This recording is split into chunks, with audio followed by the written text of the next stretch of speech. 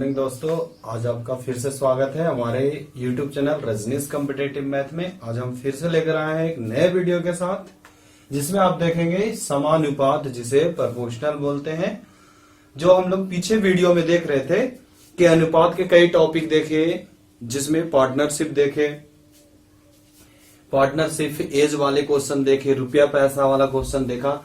ये सारे क्वेश्चन पीछे वाले वीडियो में देख रहे थे। आज एक नए वीडियो के साथ आए जिसमें हम लोग समानुपात के बारे में देखे थे। तो समानुपात के बारे में थोड़ा सा हम चर्चा किए थे पहला वीडियो में कि समानुपात कहते किसको, समानुपात का डेफिनेशन क्या होता है।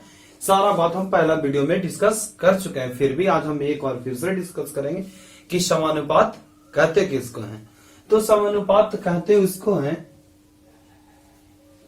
किसी दो रेशियो के इक्वल करने पर। क्या कहते हैं? जब किसी दो अनुपात को बराबर करते हैं तो उसे समान अनुपात कहते हैं। जैसे हम लोग देख रहे थे कि 4/5 इज इक्वल टू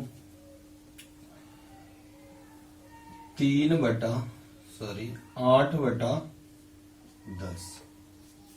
ठीक है, ऐसा रेशियो ये दोनों को बराबर करना है। तो बराबर करते हैं कैसे? यहां 2 से कर देंगे, अगर यहां 2 से कर देंगे तो दोनों रेशियो बराबर हो जाएगा।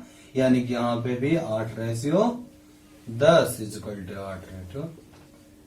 यानी कि इस वाले रेशियो को ही हम लोग क्या कहते हैं? समान अनुपात कहते हैं। मतलब कह सकते हैं यहां से हम कि जब दो अनुपात को बराबर करते हैं तो उस वाले वैल्यू को क्या कहते हैं? समान अनुपात कहते हैं। अब देखेंगे कि समान अनुपात को बांटा गया है कितने भागों में। तब समान अनुपात को 2 भागों में बांटा गया है। उसके क्वेश्चन के अनुसार से, उसके पूछने का तरीका हिसाब से 2 भागों में बांटा गया है समान अनुपात को, जिसमें हम लोग देखेंगे पहला भाग और दूसरा भाग। पहला भाग में देखेंगे 3 टर्म में बांटता, दूसरा वाला देखेंगे 4 टर्म में।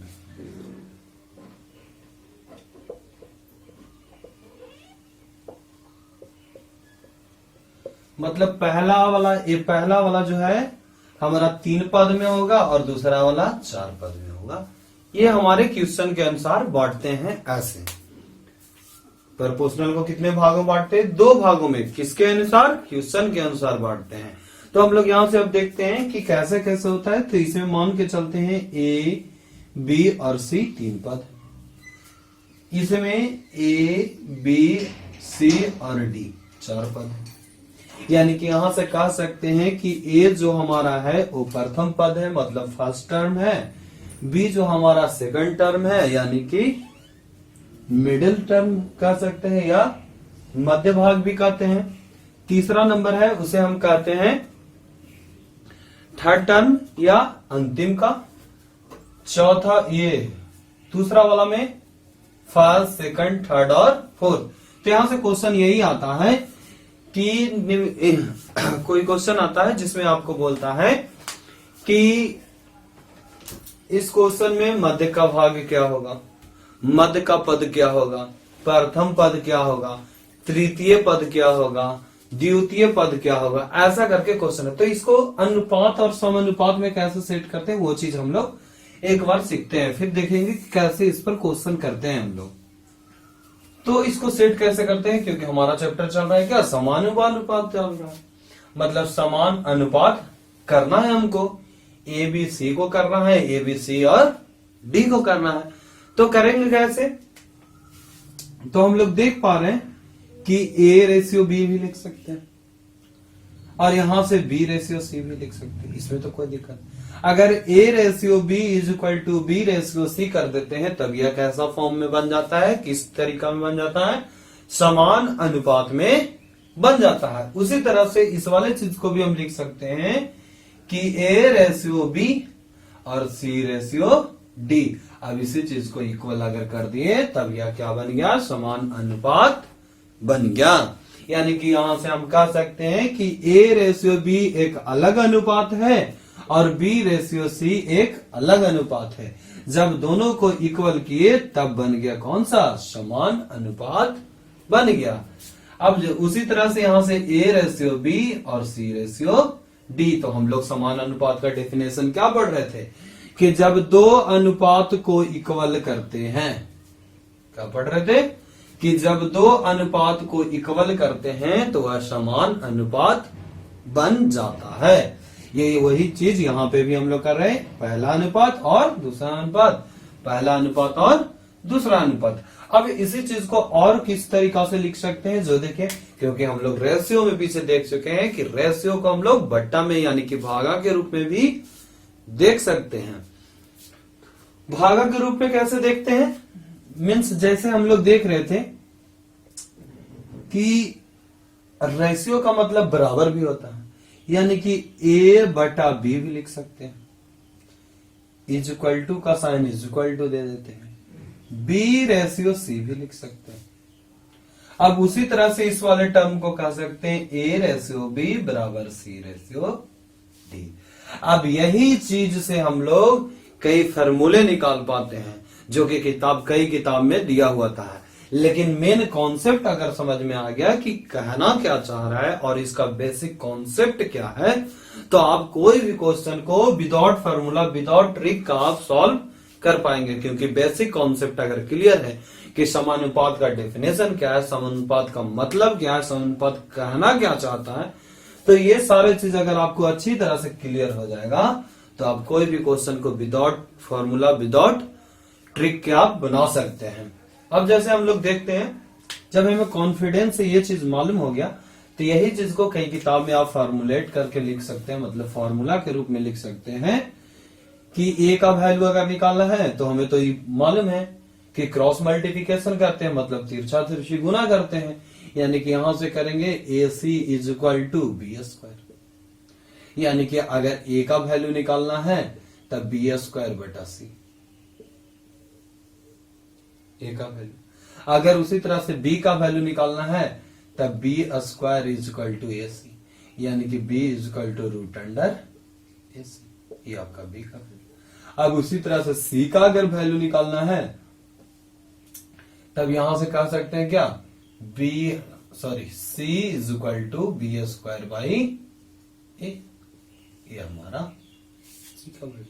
यानी कि यही चीज को आपको किताब में फार्मूला के रूप में दे देता है कि मध्य भाग यानी कि फर्स्ट टर्म अगर आपको निकालना है, क्वेश्चन में कहता है कि कोई टर्म दे देगा कि 9 और 10 से का मध्य भाग क्या होगा, मतलब 9 और 10 जो है आपका फर्स्ट और लास्ट टर्म, और हमें क्या बोलना, मध्य भाग मतलब मिडिल टर्म पूछ। तो इसी हिसाब से मिडिल टर्म यहां पे हमारा क्या हो जाएगा, बी हो जाएगा। फर्स्ट टर्म हमारा क्या हो जाएगा, ए हो जाएगा। थर्ड टर्म क्या हो जाएगा, सी हो जाएगा। यानी कि यहां से हमारा अगर ए का वैल्यू कहेगा यानी कि फर्स्ट टर्म यानी कि पहला प्रथम भाग पहला भाग कहेगा तो ए इज इक्वल टू B²/C, और सेकंड टर्म या मध्य भाग कहेगा, दो तरीका से पूछता है, द्वितीय पद या मध्य भाग कहता है। तो द्वितीय पद बोलेगा तो B इक्वल टू √AC, तृतीय पद बोलेगा C इक्वल टू B²/A। कब, जब 3 टर्म वाले रहेंगे तब। लेकिन 4 वाले टर्म में तो ये फॉर्मूला नहीं ना बनेगा। अब 4 वाले टर्म में हमारा वही कॉन्सेप्ट काम करेगा जो कॉन्सेप्ट हम लोग 3 टर्म वाले में पढ़े हैं। क्योंकि अगर हम कॉन्सेप्ट जान पाते हैं तो ये कोई भी फार्मूला याद करने की जरूरत नहीं। अगर आप फार्मूला पर चलते तो क्या होता कि 4 टर्म वाले में अलग फार्मूला बन जाएगा, क्योंकि जो इसमें 3 पद ही A B C ही ना दिख रहा है, लेकिन 4 टर्म वाले में हमको क्या दिख रहा था, A B C और D, यानी कि A के लिए अलग फार्मूला जनरेट होगा और B के लिए अलग होगा, C के लिए अलग होगा और D के लिए अलग होगा। इस तरीका से हमें कोई भी फार्मूला याद करना बहुत ही मुश्किल पड़ सकता है। इसलिए फार्मूला हम लोग याद करके नहीं चलेंगे, कॉन्सेप्ट से पढ़ेंगे, एक आसान तरीका से सीखेंगे कि ये चीजों को पता समझते कैसे हैं, और अच्छी तरह से अगर समझ गए तो कोई भी क्वेश्चन को सॉल्व कर सकते हैं। जैसे क्वेश्चन भी 2-4 क्वेश्चन एग्जाम्पल भी हम लोग चलेंगे इस वाले में। इसमें कुछ बड़ा सा टॉपिक नहीं है, छोटा सा टर्म है जो समझना होता है, वो चीज आप समझ जाइएगा तो अच्छी तरह से क्वेश्चन कर पाइएगा। जैसे हम लोग 3 टर्म वाले में देख पाए, अब 4 टर्म वाले में अगर इसी चीज को बताया जाए तो हम कह सकते हैं क्या कि A D is equal to B C. अब ए का मान कहेगा तो बी सी बाई डी, अगर बी का मान कहेगा तो हम लोग क्या करेंगे, ए डी बाई सी। तो इसी तरह से ए बी सी और डी का मान निकालते चले जाएंगे। तो इस वाले चीज को ध्यान नहीं रखना, सिर्फ ध्यान यही रखना है कि अगर 3 टर्म दिया है तो हम उसको 4 टर्म में बनाए। क्या करेंगे, अगर कोई 3 टर्म वाला फॉर्मेट है तो उसको हम क्या करेंगे, 4 टर्म में बनाएंगे। अब 4 टर्म में कैसे बनेगा, तो आप देख पा रहे होंगे इस वाले चीज में कि ए बी सी दिया हुआ है तो बी को हम रिपीट किए हैं, मतलब ए को बी से भी रिलेट किए हैं और बी को सी से भी, यानी कि कह सकते हैं बी का रिलेशन ए से भी बन रहा है और बी का रिलेशन सी से बन रहा है। तो कहीं पे कोई कंफ्यूजन नहीं होना चाहिए कि 4 टर्म में हम बनाएंगे कैसे। जैसे क्वेश्चन आपका दे दिया कि 12 और 30 का मध्य अनुपाती क्या होगा। मध्य अनुपाती क्वेश्चन क्या बोल रहा है कि 12 तथा 30 का मध्य अनुपाती क्या होगा। तो एक चीज आप ध्यान और रख सकते हैं कि 2 वैल्यू दिया है तो जाहिर सी बात है 1 वैल्यू पूछेगा, क्योंकि हम लोग 3 टर्म वाले में क्या देखें कि सिर्फ 3 टर्म होता है। अब 2 टर्म दिया है मतलब ई ए का वैल्यू दिया होगा, ई बी का दिया है और ई सी का। एक्स नहीं था तो एक्स हम लोग मान लिए, जरूरी नहीं अब ए बी सी मान के चला। अब इमेजिनेशन कर रहे हैं, मतलब अनुमान ऐसा दिमाग में आप सेट कर लीजिए कि फर्स्ट टर्म 12 है, सेकंड टर्म एक्स है और सी है जो हमारा तीसरा टर्म।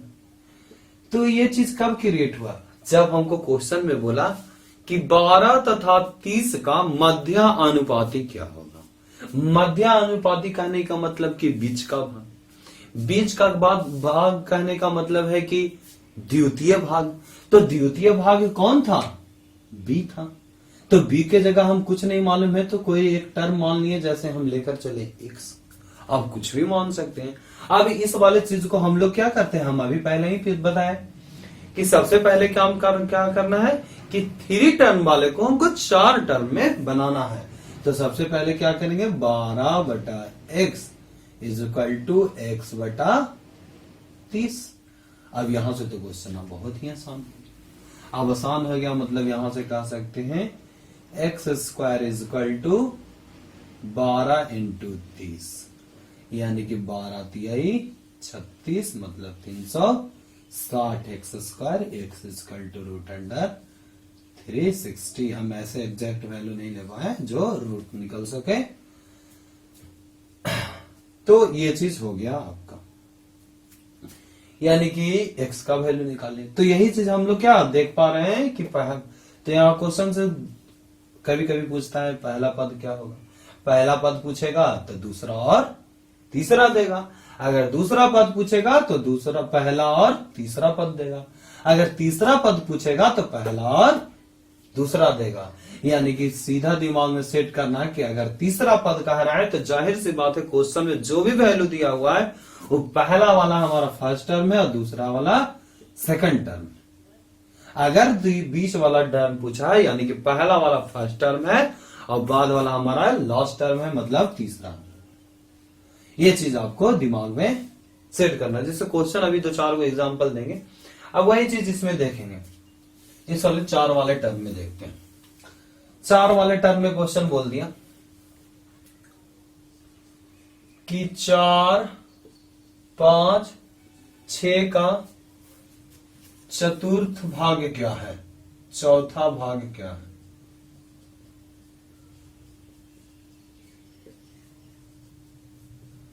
तो आप यहां से समझ सकते हैं कि चौथा भाग क्या है। मतलब कि हम लोग देख रहे थे कि चौथा भाग यानी कि 3 भाग दिया है, तो चौथा भाग पूछ रहा होगा तो सीरियल से दिया होगा यानी कि पहला भाग। कोई कोई क्वेश्चन में आपको पहला दूसरा तीसरा भी बोल देगा, दूसरा भाग ये तीसरा भाग। यानी कि चौथा भाग नहीं दिया हुआ है, मतलब चौथा भाग कोई एक्स मान लीजिए। आप कोई भी नंबर, कोई भी दिमाग में सोच लीजिए वैल्यू। अब यहां से करेंगे इसको 4/5 इजिकल टू 6/x। अब यहां से रिपीट नहीं मारना है, क्योंकि चौथा भाग कह रहा है, यानी कि 3 टर्म के बाहर जा रहा है। दिमाग में सेट कीजिएगा, ऐसा नहीं ये वाला चीज कर दीजिएगा 4/5 और 5/6, फिर वहां से आप चौथा भाग कहां निकाल रहे हैं, आप 3 ही भाग को तो सॉल्व कर पा रहे हैं। तो ऐसा चीज नहीं, जैसे ही बोला कि चौथा भाग क्या होगा, मतलब आपके दिमाग में सेट हो जाना चाहिए कि चौथा भाग कह रहा है, मतलब ये दूसरा नंबर वाला प्रोपोर्शनल है, मतलब कि समानुपात है। जो 4 टर्म वाला हम बात किए थे, 3 टर्म वाला में क्या कह रहा था, पहला दूसरा और तीसरा तक जाएगा, और चौथा टर्म बात करेगा तब आपका चौथा में जाएगा।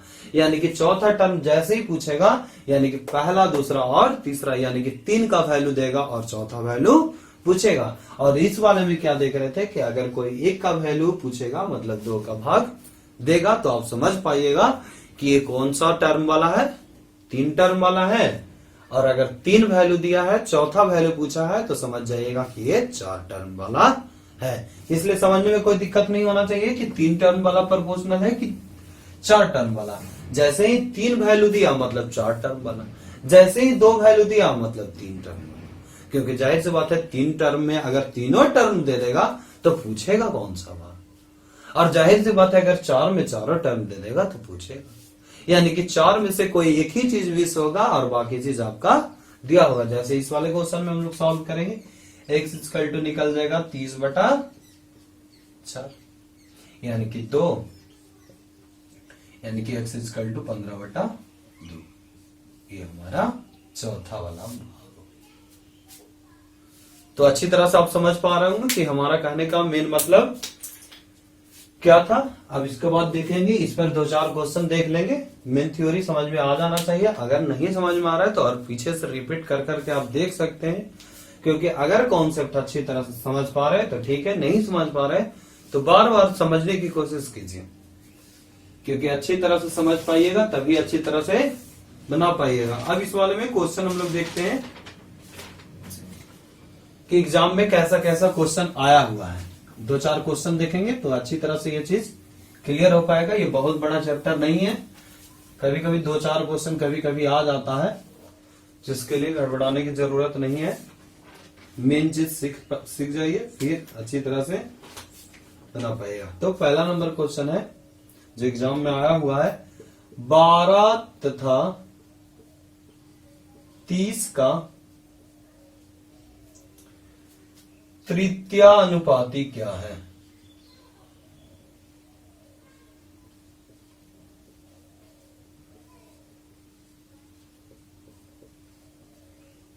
ये पहला नंबर आपका क्वेश्चन, यानी कि 12 तथा 30 का तृतीया अनुपाती क्या है।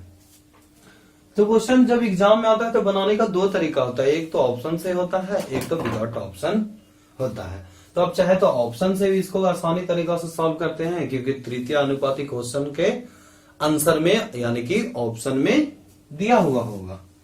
तो ऑप्शन से डायरेक्ट सेट करके आप जल्दी से जल्दी बना सकते हैं। अब दूसरा तरीका यह भी है कि जो हम लोग सीखे उस तरीका से भी बना सकते हैं। तो आप कितना जल्दी बना पाते हैं वो मतलब निकलता है। आप कौन से मेथड से बनाते वो मतलब नहीं निकलता है। आपको जो भी चीज आसान लगे उस तरीका से बनाइए, बस आंसर सही होना चाहिए, सही तरीका होना चाहिए। अब जिस चीज से आप जल्दी बना पाए, जैसे क्वेश्चन बोला कि 12 तथा 30 का तृतीया अनुपाती क्या होगा। मतलब तृतीया अनुपाती दिमाग में बोल रहा है, क्वेश्चन में हमारा तो सिर्फ 2 ही वैल्यू दिया, 1 वैल्यू पूछ रहा है, यानी कि दिमाग में तुरंत चल रहा होगा इसका मतलब 3 टर्म वाला ही होगा। समानुपात कौन सा होगा, कौन सा समानुपात होगा, 3 टर्म वाला। जो हम लोग पीछे देखे कि दो तरह के हमारा समानुपात होगा, एक 3 टर्म वाला, एक 4 टर्म वाला।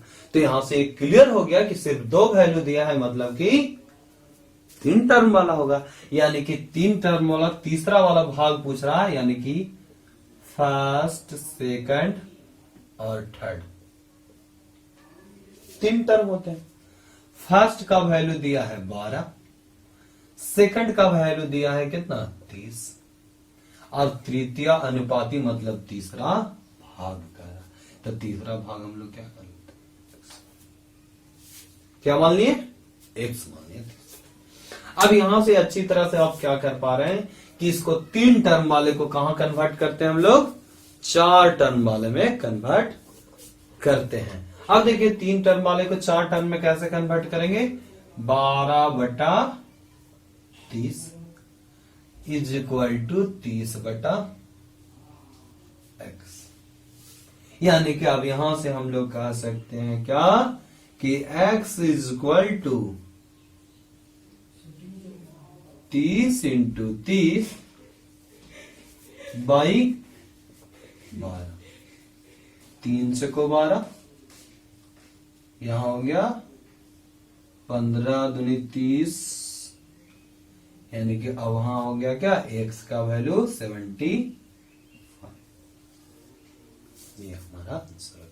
अब देखिए इतना सॉल्व करने की जरूरत भी नहीं पड़ती अगर आपके पास ऑप्शन ऐसा कुछ है कि a में आपका 15 है, b में आपका 75 है, c में आपका 100 है और d में आपका 125 है, तो आप पुट वैल्यू से ऑप्शन मेथड से भी आप चले सकते। जैसे यहां तक तो क्लियर समझ में आ गया।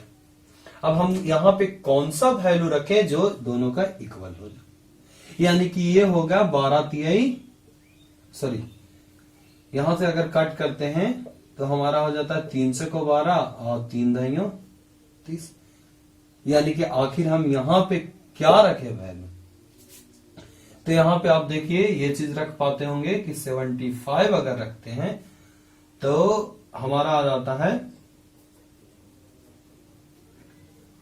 15 दूनी 30, 15 पचे 75। अब यहां से कर पाते हैं 2 पचे 10, यानी कि देख पा रहे होंगे कि ये जो है रेशियो हमारा समान है। तो यहां से ऑप्शन भी आप जल्दी पुट करके निकाल सकते हैं। अब आप यहां से आप खुद समझ पाइएगा कि आप कौन सा मेथड से जल्दी बना पाते हैं, क्योंकि इसका बनाने का और भी मेथड है। अब यहां से हम लोग ये कैलकुलेट ना करके डायरेक्ट हम लोग डिजिटल सम वाला मेथड से करते तो और भी जल्दी सॉल्व होता, लेकिन डिजिटल सम पहले पीछे मालूम होना चाहिए। लेकिन अभी सब हम लोग नहीं पढ़े हैं, चलेंगे चैप्टर, वो सारा चैप्टर भी चलेंगे, तो ये चीज समझ में आ गया होगा अच्छी तरह से। अब इसी पर एक और क्वेश्चन हम लोग देखते हैं। अगर कोई नोट नहीं कर पाते हैं तो वीडियो को रोक करके आप नोट कर सकते हैं। अगला क्वेश्चन हम लोग देखते हैं। अगला क्वेश्चन है आपका कि 9 एवं 25 का मध्यानुपाती क्या,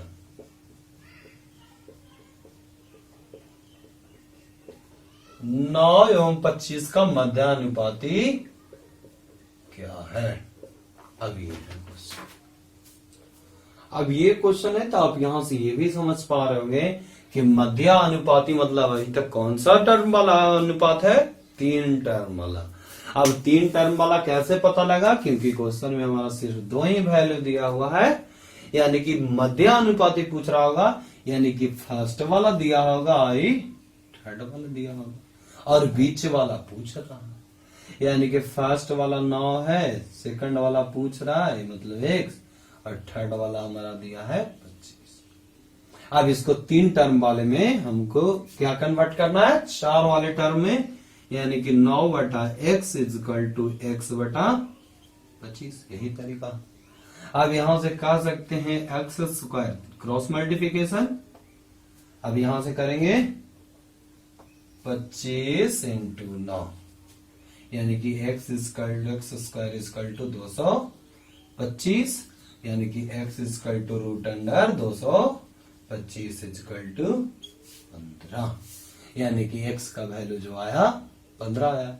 अब यही ऑप्शन से अगर आता तो 15 पुट करते, यहाँ पे 15 यहाँ पुट करते और 15 यहाँ पुट करते, यानी कि 3 3 और 3 बचे 15, 5 3 15, 5 बचे 25। तो देख पा रहे होंगे कि दोनों अनुपात समान, मतलब कौन सा वैल्यू हो गया, यह समान अनुपात, क्योंकि हम पढ़ रहे हैं कौन सा चैप्टर, समान अनुपात पढ़ रहे हैं। यानी कि जो भी हमारा काम यहाँ पे मेन काम होगा कि दो रेशियो को बराबर करना है किस मेथड से, समानुपात के मेथड से। उसी तरह से और कुछ वैल्यू देखते हैं, कुछ और क्वेश्चन इसी बेस पर और क्वेश्चन देख पाते हैं कि उसका रिजल्टेंट क्या होता है, मतलब क्या क्या और कंडीशन हो सकते हैं। बाकी सबका विशेष क्वेश्चन नहीं आता, नॉर्मल ही जो बता रहे हैं वही सब क्वेश्चन आता है। कभी आपका न्यूमेरिकल वैल्यू के मतलब 1 2 3 करके ना दे के A B C करके दे देता है, तो उससे कोई फर्क नहीं पड़ता है, सबका रूल सेम ही होता है, बस मेथड सेम ही होता है, उससे कोई फर्क नहीं पड़ता। जैसे अगला वाला वैल्यू हम लोग देखते हैं,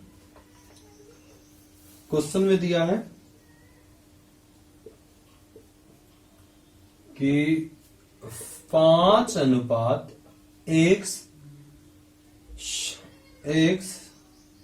इज इक्वल टू X:125, तो X बराबर भाट, तो यहां से हम लोग क्या इस चार टर्म वाला मतलब कि X वाला वैल्यू निकालना, तो X/5 is equal to X/125, यानी कि यहां से कहा क्या कह सकते हैं, सॉरी क्वेश्चन एरर है,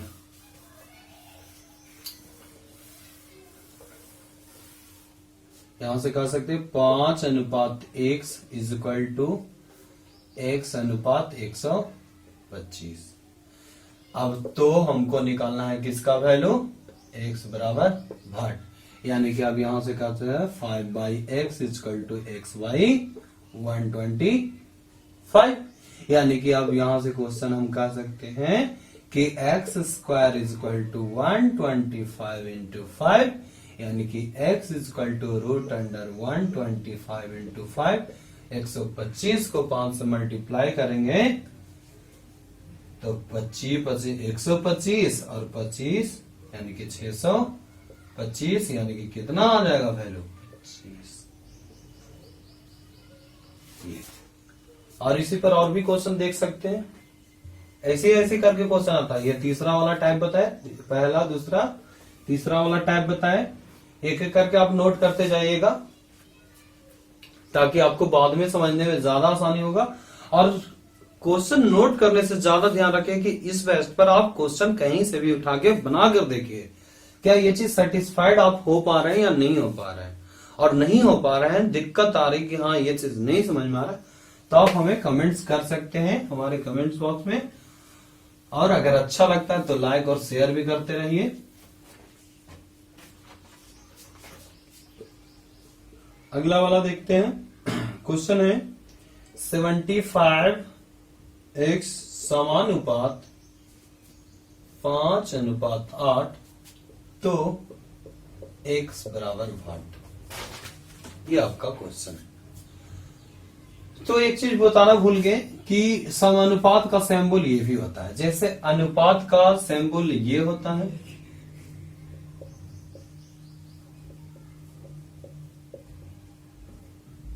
और डबल ये लगा देते हैं तो हमारा क्या बन जाता है, समानुपात। ठीक है, अब वही काम करना है, 75/X इज इक्वल टू 5/8, यानी कि 5x इज इक्वल टू यहां से कर सकते हैं 75 इंटू 8, यानी कि 5 से करेंगे x इज इक्वल टू 120। तो इसी के साथ समानुपात का चैप्टर यहीं पे समाप्त होता है। और अच्छा लगे तो लाइक शेयर करते रहिए और ज्यादा से ज्यादा लोग को जोड़िए। और आगे हम लोग फिर से एक नया टॉपिक के साथ आएंगे।